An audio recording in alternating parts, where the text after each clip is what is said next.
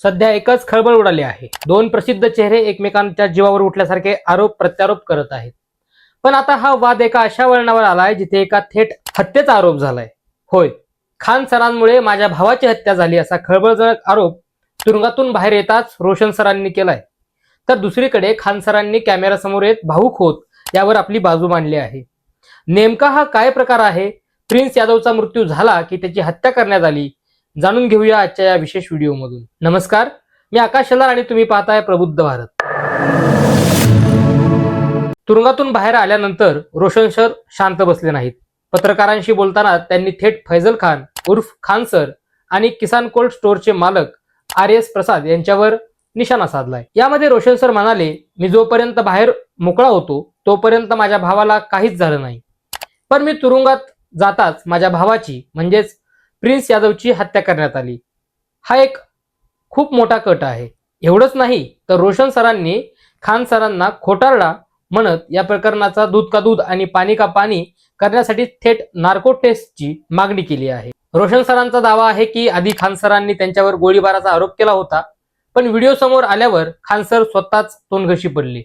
आणि सर्वात धक्कादायक आरोप, रोशन सरांनी दावा केलाय की ते तुरुंगात होते तेव्हा त्यांच्यावर तडजोड करण्यासाठी प्रचंड दबाव टाकला गेला आणि तडजोड न केल्यास थेट जीवे मारण्याची धमकीही देण्यात आली होती।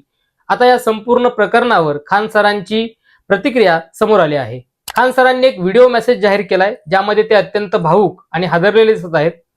खान सरांनी रोशन सरांचे सगळे आरोप पूर्णपणे फेटाळून लावलेत। खान सर काय म्हणालेत? तर खान सर म्हणालेत की प्रिन्स यादवची हत्या कोणीही केलेली नाही, तो माझा जवळचा मित्र होता, मी असं का करेन? नेपाळमध्ये त्याचा संशयास्पद मृत्यू झाल्याचा फोन जेव्हा मला आला तेव्हा माझा स्वतःवर विश्वासच बसत नव्हता। बातम्या पाहून माझ्या पायाखालची जमीन सरकली होती। खान सरांचा दावा आहे की प्रिन्स यादव आधीपासूनच आजारी होता। त्यांनी रोशन सरांच्या कुटुंबाप्रती संवेदना व्यक्त करत त्यांना कोणत्याही प्रकारची मदत करायची तयारी सुद्धा दर्शवली आहे। पण इथेच ट्विस्ट येतो। खान सरांनी संशय व्यक्त केलाय की या संपूर्ण वादात तिसऱ्याच कोणाचा तरी हात आहे, जो दोघांच्या भांडणाचा फायदा घेतोय। खान सरांनी या प्रकरणाची उच्चस्तरीय चौकशी करून पोलिसांना पोस्टमॉर्टम रिपोर्ट लवकरात लवकर जाहीर करण्याची मागणी सुद्धा केली आणि जो दोषी असेल त्याला थेट फाशीची शिक्षा व्हावी असंही त्यांनी म्हटलंय।